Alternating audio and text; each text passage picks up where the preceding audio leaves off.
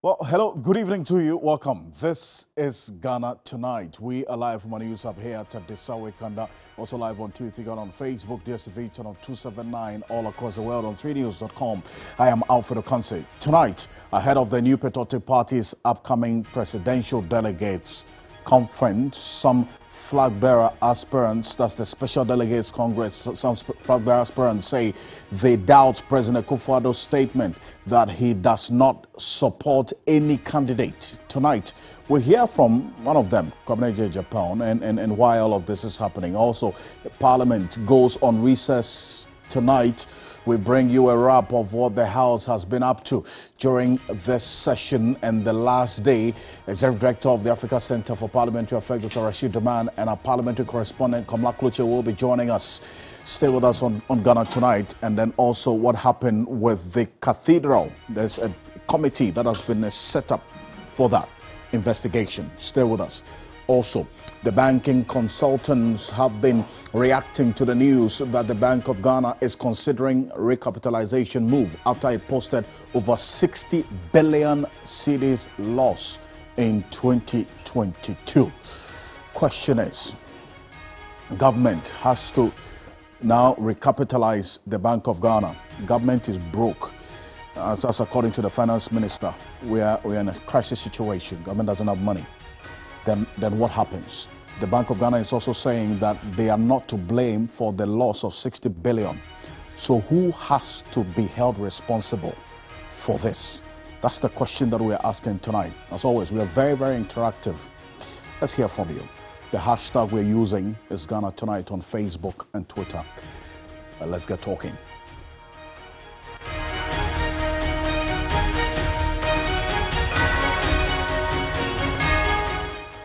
Let's settle for Ghana Brief.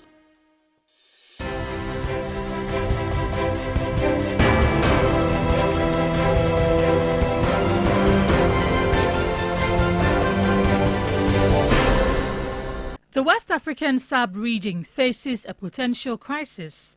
Military chiefs from ECOWAS member states have been meeting over whether or not to make a military intervention in coup-troubled Niger. There are, unfortunately, emerging trends of some military takeovers in the West African region, which are, however, not seen or accepted by the international community as the norm and will never be. The governing New Patriotic Party has scaled another hurdle ahead of its August 26 Special Delegate Conference. The latest challenge was with its voters' register, of which another meeting has been held with the aspirants to address grievances. We needed to also understand some of the processes needed. Again, we have detected some key anomalies in the album, and we needed to point it out to the party as well. The guidelines or the modalities for the elections and on the day of voting. 2 is the validation of the register, which is a normal thing that we do in an electioneering process. Action speaks louder than words. The optics have created a different impression. What's the impression? What the president could have done was either ask the chief of staff to rein them in, because that is what is creating that impression. Speaker Alban Bagbing has directed the Finance Minister Ken Ofori-Atta to appear before Parliament's Finance Committee to brief members on the debt restructuring program. The directive follows a motion by Minority Leader Keso Lato-Forson asking Parliament to demand a thorough explanation on the policy. The details of the debt restructuring program is what we are requesting of the minister responsible for finance to actually present to us, and not just an update. An update may be that he has successfully restructured A, B, or C. We want him to give us a brief. It's because we only have to read in some of the IMF debt sustainability documents for us to understand that we are going to achieve debt sustainability in the year 2028. LPG Marketers Association is warning of a possible negative impact on LPG consumption if the National Petroleum Authority's plant recirculation module is not implemented comprehensively. According to the NPA, Phase 1 of the reviewed module is expected to take off in September this year. But speaking to 3 Business, Vice President of the LPG Marketers Association, Gabriel Kumi, said the 4 bottling stations set to commence operations cannot serve even 30% of the market. We are hopeful that they will make that switch in a very, very, very gradual and systematic manner, so we don't disorient the consumer, so we don't lose the LPG market, the consumption that we have already built. City authorities in Kumasi have backed down from being confrontational in its intention to rid the central business district of commercial tricycle operation. The Kumasi Metropolitan Assembly and leadership of the tricycle operators have been meeting to amicably resolve the issue.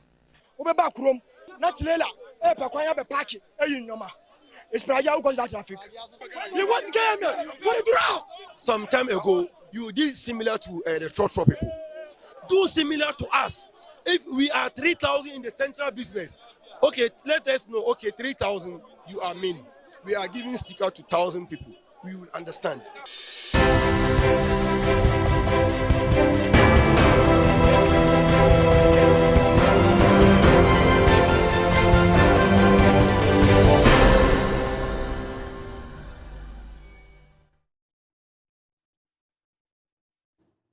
Well, there's more news on 3news.com. Make some time and visit 3news.com. Coming up next, here on Ghana Tonight, banking consultants have been reacting to the development that the Bank of Ghana is considering, in fact, has to be recapitalized after it posted some 60 billion cedis loss in 2022. This is an issue that we have been taking a number of angles since the beginning of the week and how things are playing out. And this development is as a result of, according to the Bank of Ghana, taking a haircut of some 50 billion cedis. We're going to get into the details of that. They held an emergency press conference yesterday. A number of things came up. But today, the Speaker of Parliament, Albansoma Nakinsford-Bagbin, has directed the Finance Minister, Ken Ofori-Atta, to appear before the Finance Committee of Parliament. Now, that's the development with this, because of the domestic debt exchange program, which has led to the Bank of Ghana posting that loss of over 60 billion cedis as at the end of 2022. This is what happened in Parliament. Take a look. Debt sustainability, you will need to go through debt restructuring. The contours, the details of the debt restructuring program is what we are requesting of the minister responsible for finance to actually present to us, and not just an update. An update may be that he has successfully restructured A, B, or C. But that is not what we are looking for. We want him to give us a brief. It's because we only have to read in some of the IMF debt sustainability documents for us to understand that we are going to achieve debt sustainability in the year 2028. It's because some of us here are not aware of that information. So when we are debating on those issues, they are handicapped. It is only right that this House get to understand that our debt as we speak is unsustainable, and we are taking step A, B, C, and D to achieve sustainability. And in the period, you have to do A, B, C, and D along the way. And that is why, Mr. Speaker, it is not about update, but he has to present the program, the policy of debt restructuring to us for consideration. Mr. Speaker, that is all what I'm asking for. The government debt restructuring program for consideration by the House. I will proceed to direct that this presentation be made by the minister before the Committee on Finance. And then the Committee on Finance will then report the comprehensive recommendation to the House for consideration. Chairman, ranking member of the Committee for Finance should take up this matter, get the minister to appear before the committee to present the government's debt restructuring program. The committee, together with the ministry, will deliberate over it, and then the committee will now submit what they have in the form of a report to the House for consideration and either adoption or rejection by the House. I so direct. So that's the development now, and what we do know, the Speaker took interest in this matter because this is the Bank of Ghana we're talking about, and the seriousness of the situation, according to some banking consultants, is being watered down by the Bank of Ghana's responses to what we are faced with right now, and that's why the likes of John Jinapor as well in Parliament earlier today, contributing to this, raise fundamental questions about the impact of what has happened to the Bank of Ghana. Take a look. He wanted to grow 2.8. He says he will end at 1.5. Non-oil GDP, he wanted 3%. He says he will end at 1.5. Inflation, his target was 18. He will end at 31%. Primary balance, he wanted a positive primary balance of 0.5. He will end with a negative primary balance of 0.7. Gross reserves, and I wish the deputy minister was here. She's here. Madam, we are talking of gross reserves. We are not talking of net reserves. And in your document, you stated gross reserves. This oil, if you take President Akufo-Addo in 2022, they made a loss of 60 billion cedis. From a profit of almost 1 billion, with this minimal amount of oil revenue, we made a profit of about 1 billion. And yet with all these resources, under President Akufo-Addo, the Bank of Ghana has made a loss of 60 billion. Now the Bank of Ghana is not a profit-making entity. The Bank of Ghana is a regulator and a banker of a last resort, a banker of the government, and then, most importantly, even when they make profit, they have to transfer it to the consolidated fund. Mr. Speaker, look at equity. And that for me is the most important part. Under President Mahama, we had a positive equity of 4 billion. The equity is what, like, shareholders contribute. So when there's profit, you transfer to the shareholder in the form of transfer, which is equity. Mr. Speaker, today, the equity of the Bank of Ghana is negative 55 billion. Wow. Look, we've never witnessed this. Wow. And I think that this chamber, I'm putting politics aside on this call, this chamber should take an interest in investigating how come the central bank makes a loss of 55 billion in terms of equity. How are you going to pay this? Ghana can deal with this, is to print money. And when you print money, it's called seigniorage. It doesn't come with any backing because it doesn't come with value. It's just paper money you are dumping in the system. And when you dump so much paper money, it means that a lot of money is following or chasing fewer goods, which spikes inflation. It's therefore no surprise that Ghana's inflation hovered around 45%. It's a complete mismanagement of the economy. So, you see, this is just to let you understand and appreciate how things are played out and then the specific impact of the situation at the Bank of Ghana. Okay, and the Bank of Ghana itself, being the regulator of the banking sector, has actually directed banks that were hit by the domestic debt exchange program, as they have been hit, to submit recapitalization plans by the end of next month.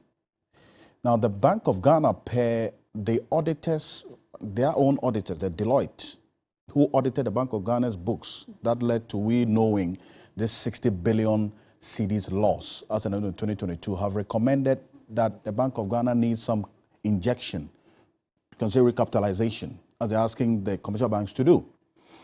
Now, this is what the Bank of Ghana said. Take a look.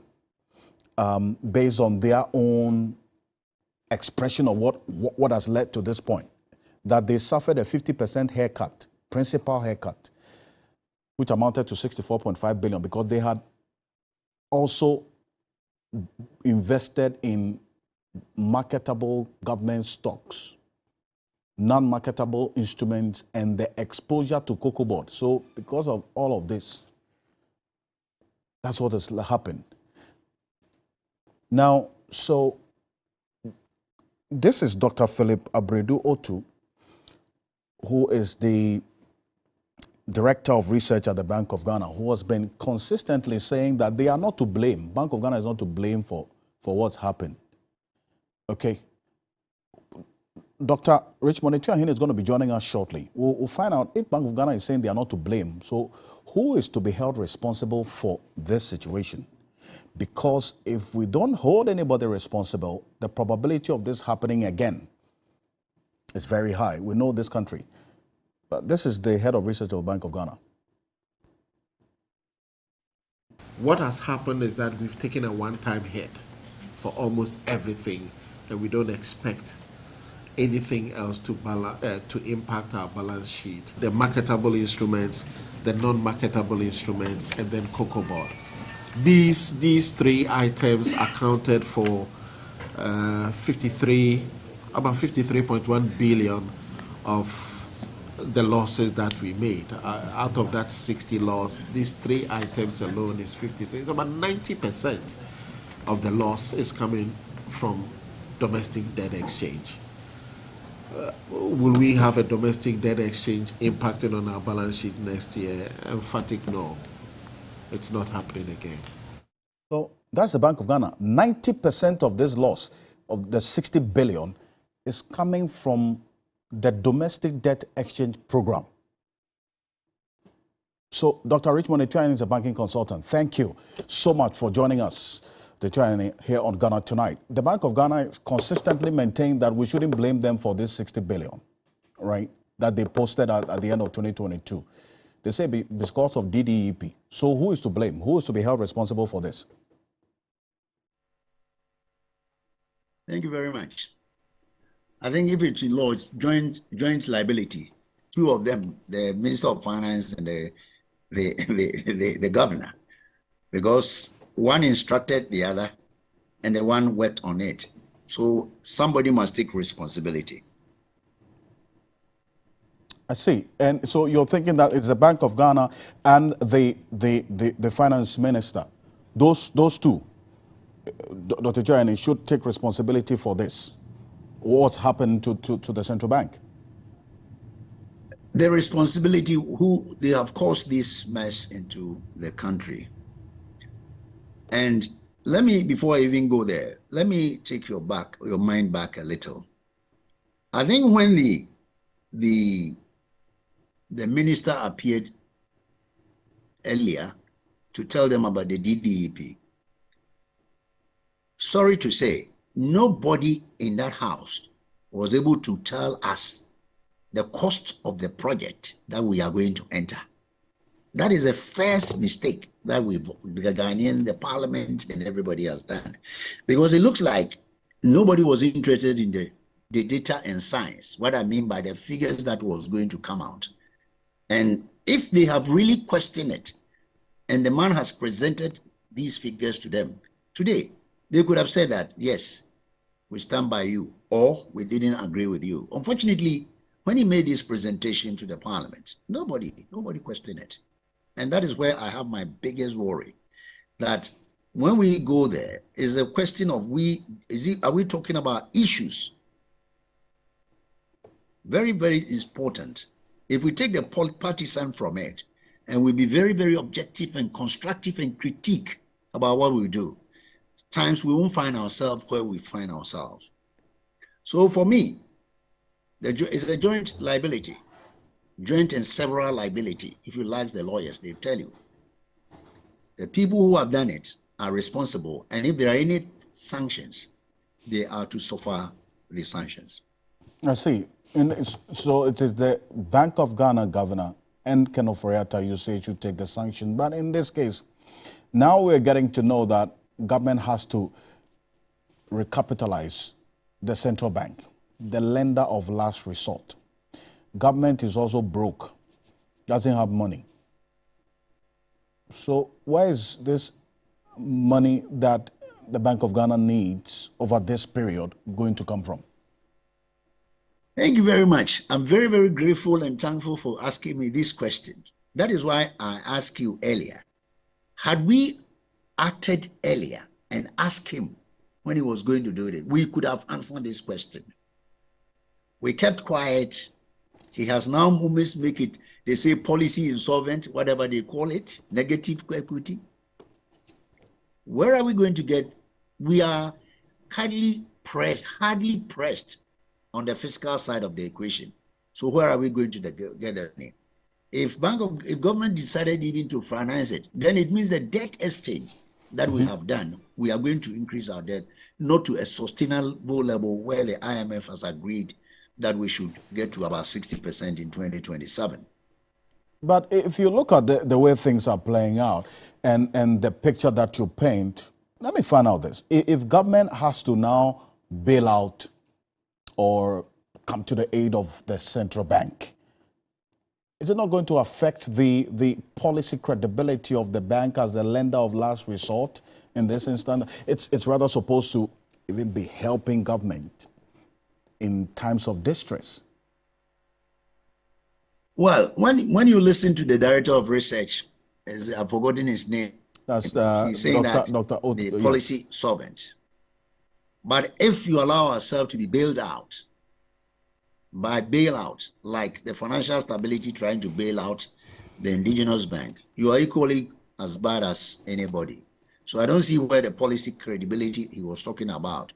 Because if government has to inject close to 55 billion, if you convert it by even $1 of 12, we are talking close to about 4-point-something billion US dollars, which is far more exceedingly above than the IMF loans that we have just signed on. So I don't know where they're going to get the money to recapitalize it. But the good thing is that I think the recapitalization would be structured from this year up to 2027. And even that, this may affect the sustainability, 60% GDP debt ratio sustainability. I see. It's a very, very important reference point that you make because, for instance, and I'm going to put that on the screen shortly, because the Bank of Ghana itself, Dr. Chiane, is asking the commercial banks who were impacted by the domestic debt exchange program to submit their recapitalization plans. Now, the Bank of Ghana itself needs some help or recapitalization. And the only support right now we know for the commercial banks that were impacted by the DDEP is this $1 billion Financial Stability Fund. That is about 15 billion cedis. That's the table you see there. The source of this money, as far as we do know now, is some 250 million from the World Bank, $100 million from the Africa Development Bank. The rest of the $750 million of the 1 billion, or you say 15 billion cedis, we don't know as yet. And this fund is not just for the commercial banks. And even the World Bank support for this Financial Stability Fund, 200 million is coming in this year.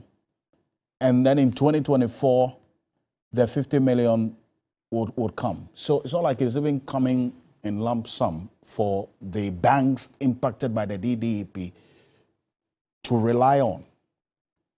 How dire is this, Dr. Chiane?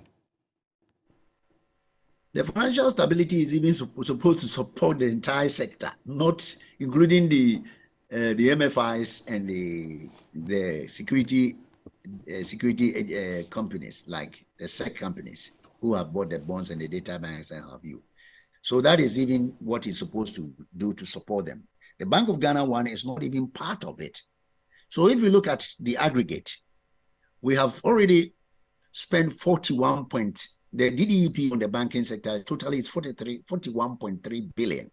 So if you ask this 48-point-something billion, we are talking about close to 92 billion money that has been thrown into the gutters. But that's serious to say the least, is it not, Dr. Chiane?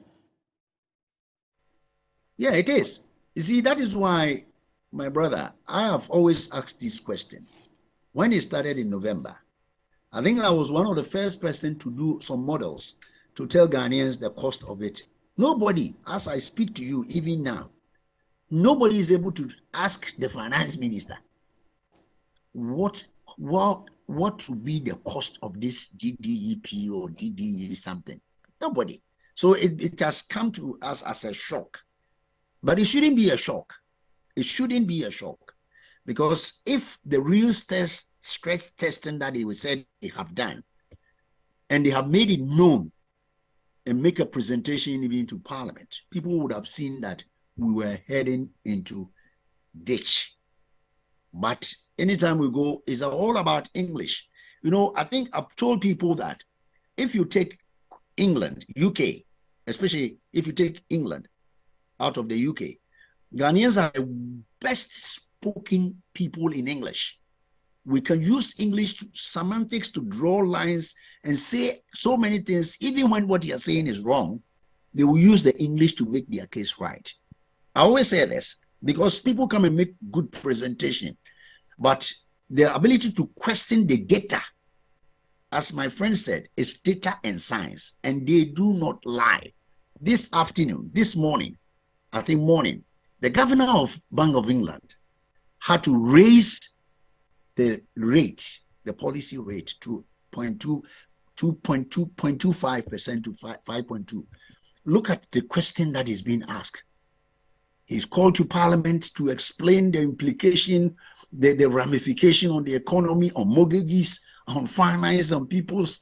But here, nothing of that sort is being done until we get to a point where people can be more inquiring with science and data and knowing the implication, cost implication. We would always continue to have this argument. It's interesting you talk about the English language we use to explain away all the problems and the impact of it.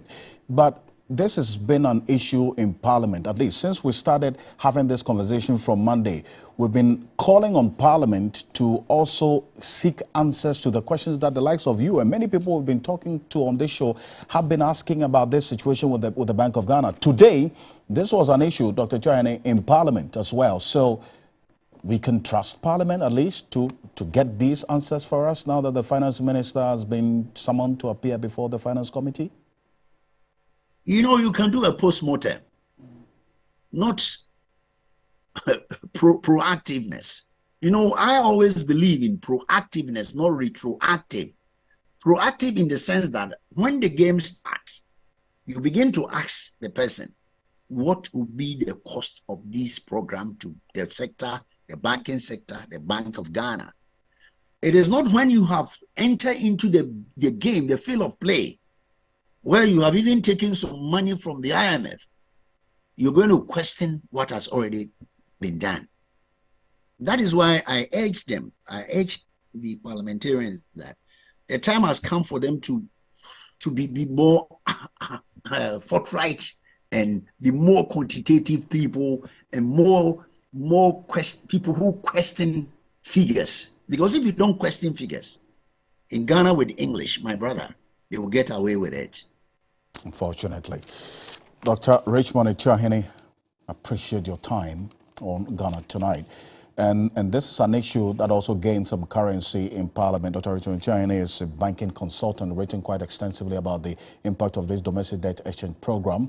You can find more of the publications on 3news.com as well. But coming up next on Ghana Tonight, Parliament has gone on recess this evening, and we bring you a wrap of what the House has been up to during this last day and the session of Parliament as a whole.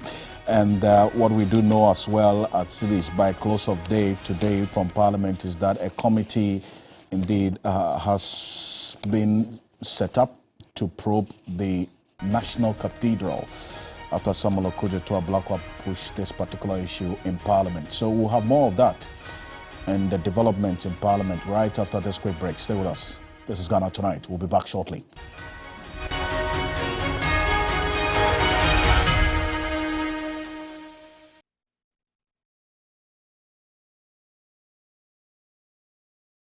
Ladies and gentlemen, we're going to demonstrate to you the superior properties of Flamingo paint. As compared to other paint brands on the market, we take equal quantities of Flamingo paint and this ordinary paint. We then dilute them with water. And now, let the test begin. The gentleman on the left is going to apply the ordinary paint, and the gentleman on my right will use the Flamingo superior paint. As you can clearly see, Flamingo has the obvious better hiding. Furthermore, Flamingo has painted a much larger area. You know, one bucket of Flamingo paint is equal to several buckets of any other paint brand on the market. Flamingo paint is made with superior formulation to give superior durability, superior hiding, superior coverage. Flamingo paint, simply superior. What does winning mean to you? For Yao, it's seeing the joy in his mother's eyes after he provided her with a state-of-the-art kitchen to cook her signature Unapo jollof. It's a mega win. For Ajua, it's turning her passion for photography into a successful career while providing her children with the best education possible. It's a mega win. For Kwame, it's becoming his own boss and starting his music business. It's a mega win. Whatever winning means to you, Mega 6 Lotto can help you achieve it in grand style. With only 49 numbers to choose from, the odds are always in your favor. Play with as little as 2 Ghana cedis for a chance to win millions of cedis every week. Download our Android and iOS apps. Dial *266# or visit mega6lotto.com to make a mega impact on your life and the lives of others. Mega 6 Lotto. Mega winnings, mega impact. The Mega 6 Lotto is regulated and monitored by the NLA.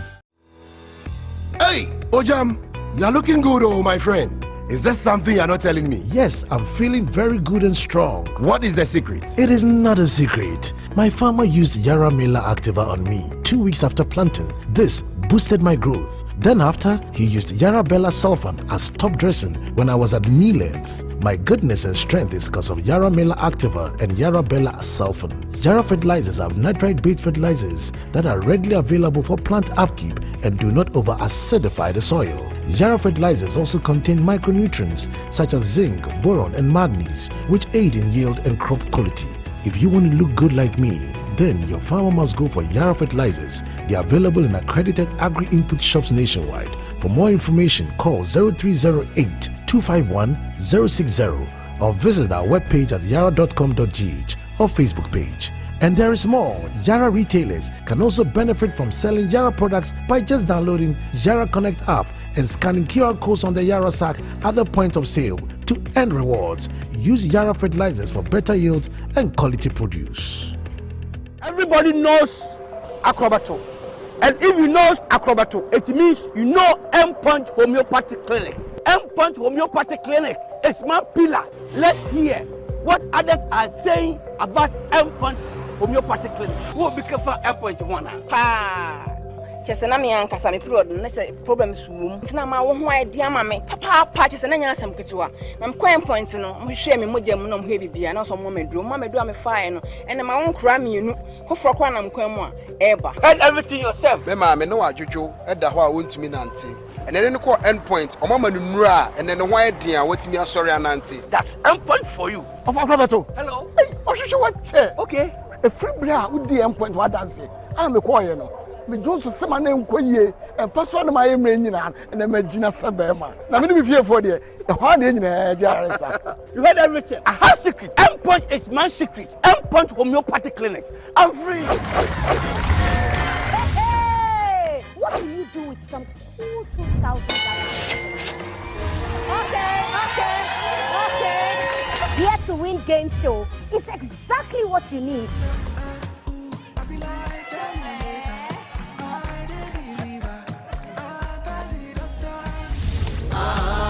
It's the only game show where you are already rich before you begin to play. Every week, 2 lucky people stand the chance of winning money. All you have to do is go through some quizzes and fun games. Somebody from Peru is called Perusian. Whatever you say, you have to be proud because your family people are watching you. Somebody from Madagascar is called Malagasy. Correct! Okay, let's go. It's you that will tell me let's go. You are not even winning. Okay. Hold and stand and jump fasting. Amazing. Jump go. Ayikwe Ama. Be proud. Oh, first of all, are you supposed to be a man or a woman? Put it on your forehead. Be a part of this game show right here on TV3 and take home some cool cash.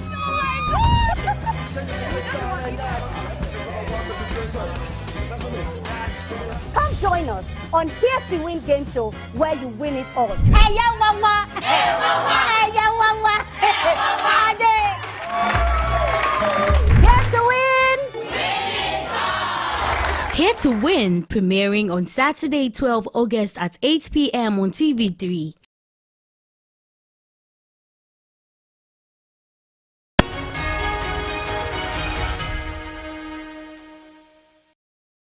Right, welcome back. This is Ghana Tonight. We are live on TV3 Ghana on Facebook, DSV channel 279, all across the world on 3news.com. And today was the last day for this session of Parliament.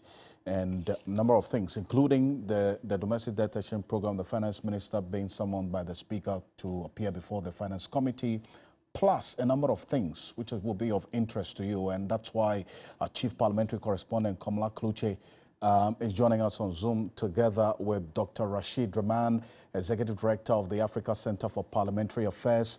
Gentlemen, good evening. Thank you so much for joining us on Ghana Tonight. First of all, start off with you, Kamala. How did the day end today, especially with that development with the National Cathedral? What happened in Parliament?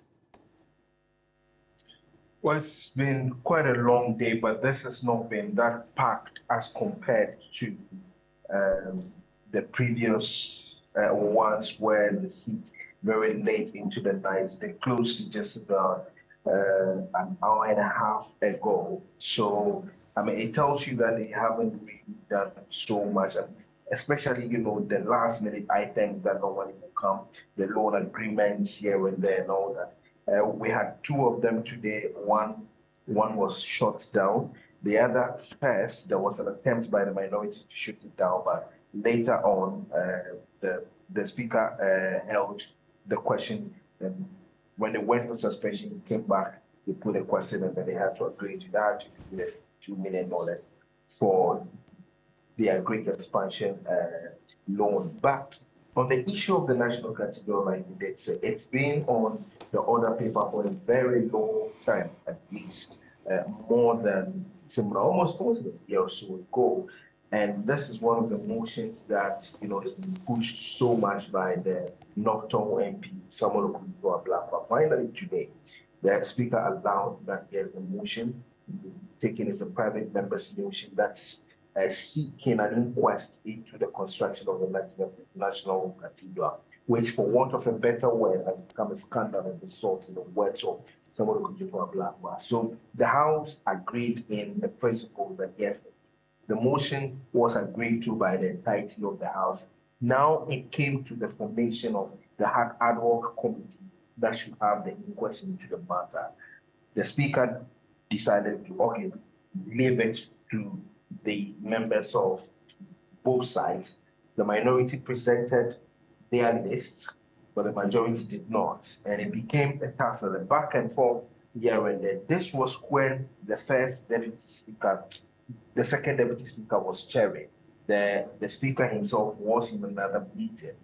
But when the speaker resumed the seat, it appeared that the minority was consistent with it, but the majority did not list or put together members on their side who would be on the committee that would work together with the minority to unravel the mystery behind the construction of the National Cathedral. And this was what the Speaker had to say short while ago. Please, I've just seen the list of the nominees from the minority caucus, but there's nothing from the majority caucus. I think time is of essence.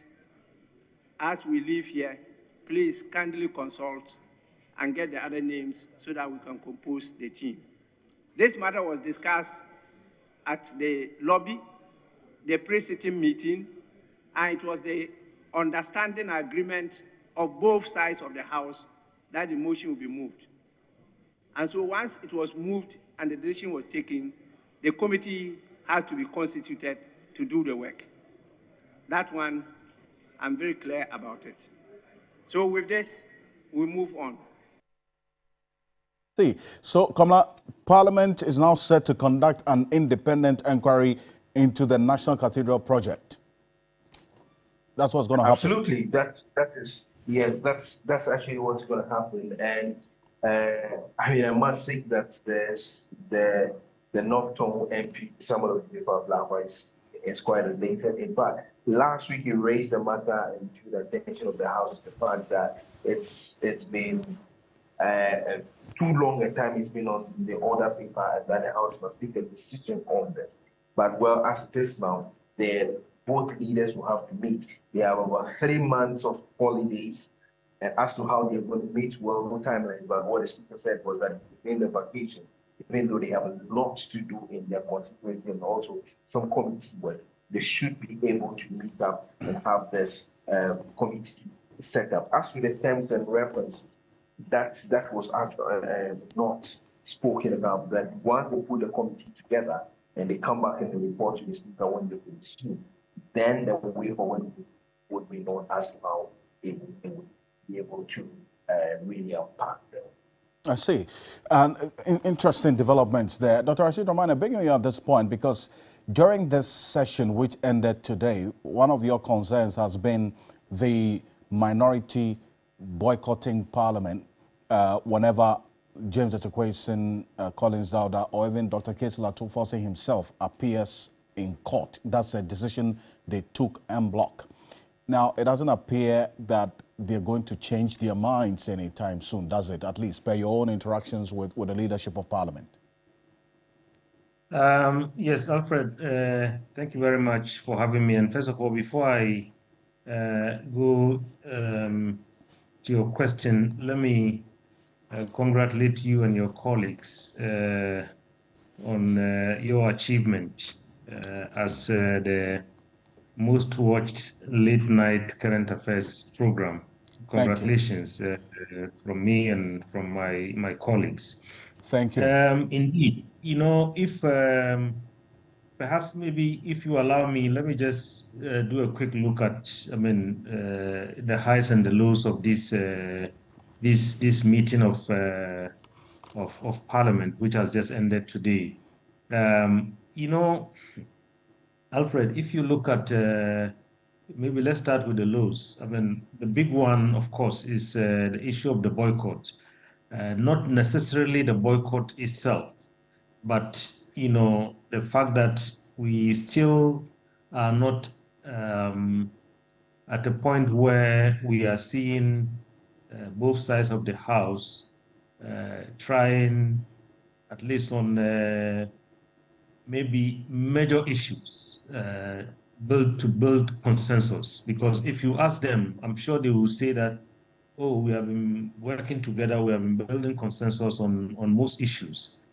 But I think there are critical moments in the history of every institution and critical issues sometimes where, you know, people expect to see, you know, some kind of, you know, leadership shown.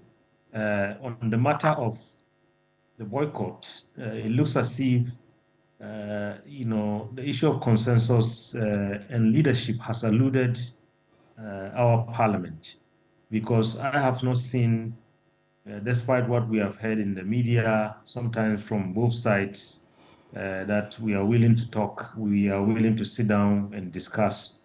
It looks like both sides have really dug in, and there hasn't been any real movement on that front, which is quite disappointing, because for some of us, you know, the big issue is that at any point in time, if, for instance, one side, as a majority side, is able to mobilize, I mean, all its numbers, they just need a simple majority to pass a number of things that come before the House, including, for example, today we heard Honorable Adongo chastising the Bank of Ghana, which is a very, very serious matter, you know, and he says, I mean, the bank should have come to the House and through a simple majority get a resolution to allow it, because it's public money and so on and so forth.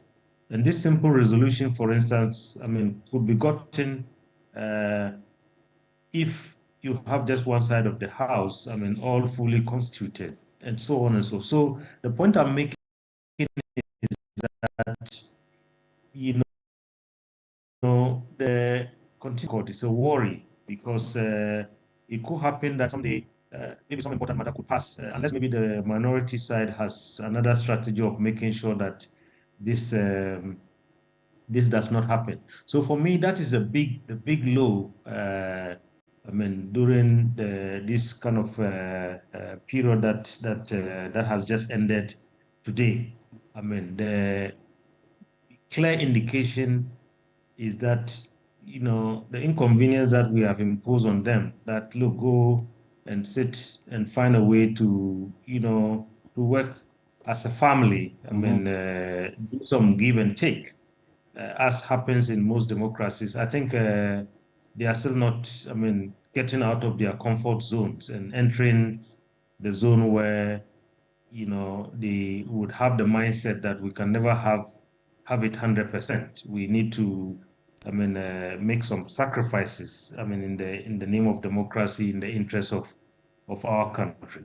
I think the other low, Alfred, is the fact that, I mean, still this financial crisis that we are facing as a country, the debt exchange program, the Bank of Ghana issue that I alluded to earlier, the cathedral issue, and all the resources that have been spent. I mean, Parliament has not had a proper handle on this financial matter. And you know, over the years, this is one of the weakest link, if you like, in all the kind of core functions of Parliament. I mean, there've been documented evidence over the years that our Parliament does well in most areas. But when you compare it to kind of sister parliaments around the continent, we fall short when it comes to this matter of financial oversight and playing the role of I mean, the power of the purse that is given to Parliament. You know, so that is another. And then I think there are, I mean, issues around the LGBTQ bill that is still hanging. We don't know, I mean, what is really happening, and so these are some of the lows. I mean, if you look at the highs, let me just mention one or two. Despite these challenges, I mean, when you look carefully, you realize that the eighth parliament, I think, has surprised most of us because it's done certain things that most of the parliaments before it have not been able to do. So let me take the standing orders. I mean, the new standing orders. I hope they see the light of day.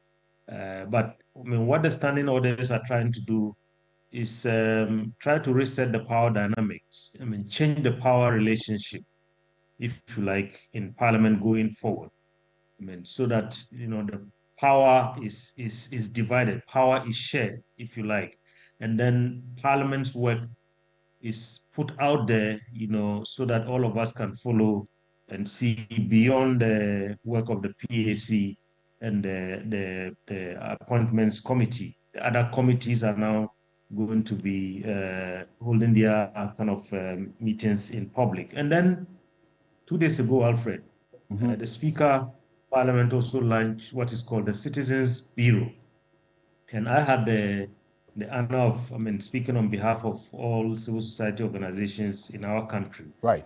You know, what the Citizens Bureau is trying to do also is try and, I mean, also reset the relationship between Parliament and citizens, where we'll have a one-stop shop where at least most organizations who have something to offer, some contributions to make Parliament, at least have an avenue through which this can be done. And this has not been possible, I mean, for many, many parliaments before.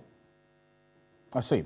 Now, it's a very comprehensive wrap of your own analysis of this particular session. And Kamla, I'll round up with you on this as one, because you've been covering this session as well, and you've witnessed all the boycotts and everything that played out. In summary, what are the major highs and lows during this session that's just ended? So Dr. Draman has spoken about the laws. I think it has to do with the boycott to a very large extent. But nonetheless, we have seen some, for want of a better word, some commitment from the minority side, in as much as they say they are boycotting. But yet still we have seen them attend to committee meetings, and also in times that they do not have to attend to court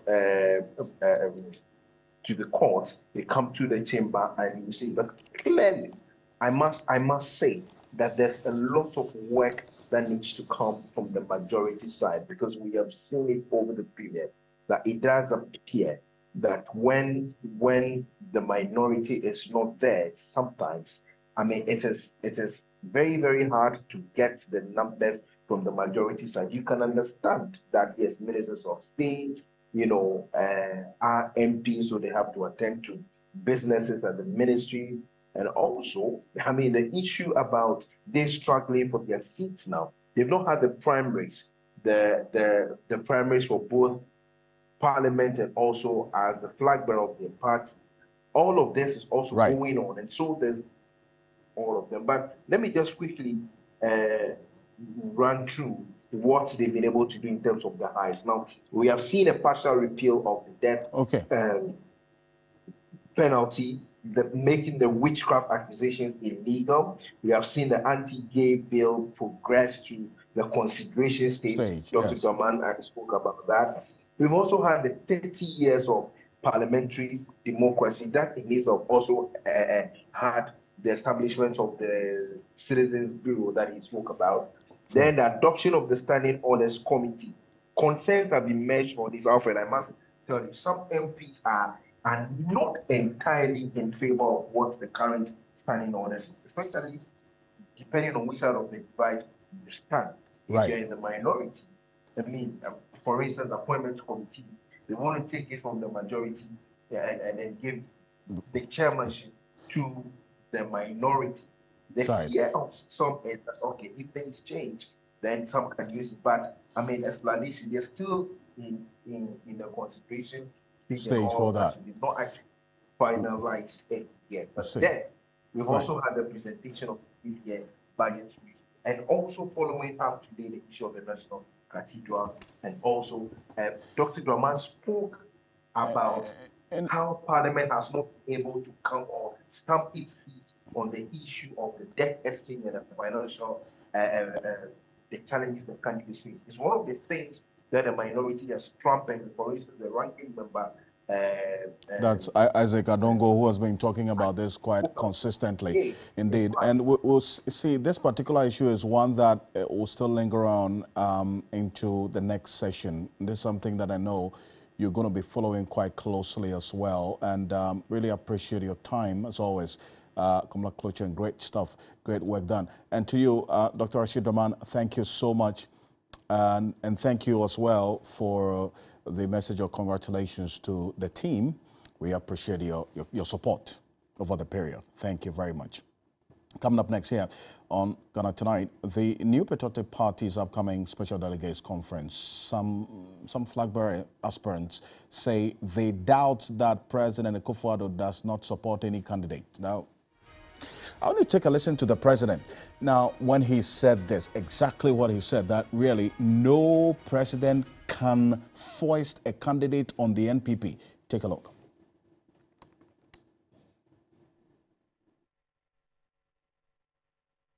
The assertions, and it was made by your director, that by some in the party that government is somehow allegedly, quote, intimidating or, quote, coercing party faithful to throw their support behind one of the presidential aspirants. And we have to be open about it. The allegation is being made that the government is putting all its authority behind the vice president. I want to say in very clear terms to you and to the world, it is a false and malicious narrative. There's not a single truth to it. That's why I can beat my chest and I can say without any fear of contradiction, there's no one in the party, there is not a single person in the NPP who can say that I have asked him or her to support this or that aspirant. Well, even this statement by the president, as he's saying emphatically, it's not convincing enough for some of the flag bearer hopefuls. The likes of Kwabena J. Japan says that, you know what, action speaks louder than words. Let's hear from him. Action speaks louder than words. The optics have created a different impression. What's the impression? I mean, when you have a lot of president's appointees, not ministers. Ministers are political, so they can do what they want to do, but public officers like the managing director of Bui Dam, or like the managing director of State Transport Corporation, or the director general of Ghana Lotteries, any of the public institutes, State Housing Corporation, the managing director. I mean, these are public officers who should respect the rules of corporate governance. You are put in place, you work for Ghana.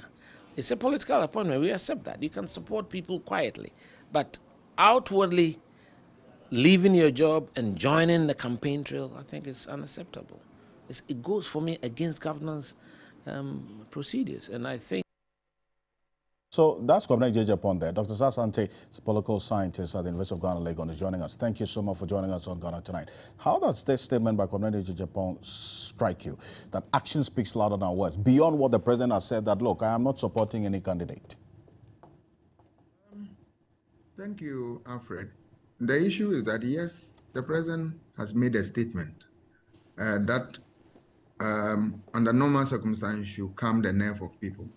But you see the feedback that is now thrown into the system, that you can look at it critically and you can infer that people do not necessarily trust that statement from the president, that they believe that he needs to go beyond this and do more. Why are they saying that? Because, one, you have, if you listen to Mr. Kwabena Japan, he's talking about the fact that there are public officials, CEOs, who, by the nature of their work, they are not supposed to engage in partisan politics. They are following the vice president, all right? And those things are not good from his perspective and from governance perspective. So why are these things happening? And that if the president indeed is interested in stopping this thing, then you should rein them in and then ask them to what? Stay off. Then that one, people will find it what, heartwarming, and then they will believe in what the president is saying. You see, these things are important because in election, any action or any decision that is taken that has the potential of undermining the equal playing field creates a credibility problem. And at the end of the day, it can disturb the free nature of the election. So I think that it is important that Mr. President can look at the statement and then add more by telling those who are following, the vice president, who are CEOs and whatnot, to desist from that. I think that will go a long way to help. It is also in the interest of the party itself to also advise people to remain, faithful to the rules of the game. Why am I saying this? Because if you look at it, if this trend continues and people still have the belief that, one, what they call the establishment candidate continue to have his way, it can create problems for the candidate himself, in the sense that you are going to incur the wrath of some electorate who will say that they are not going to give you their vote because there is an equal playing field, and that they believe that other than you, others should have, one person should have their vote, and then you know the consequence. The other thing is that it also denying the electorate the opportunity to assess the people on their own merit. Because if you allow if the president is able to rein the people in, and then they stop following one particular candidate and all that, at the end of the day, people are going to, the electorate are going to judge them based on their own merits or their own strength, and out of which they will decide who is fit for the party. The ability to do this thing professionally will go a long way to select a candidate that is suitable to all and that will find favor with the people of this country if the people indeed are interested in retaining them in office. We'll see how things play out. Indeed, and that's why this particular concern that they have raised, the party would also have the responsibility to respond. Thank you. Dr. Sasante is a political scientist at the University of Ghana Political Science Department. On behalf of the rest of the team, I want to say thank you so much for staying with us here on Ghana Tonight. Tomorrow is a holiday, but we would have a program. So join us same time tomorrow. I am Alfred Ocansey. Have a good night. Ghana Tonight is brought to you by Flamingo Paint. Superior durability, superior hiding, superior coverage, simply superior.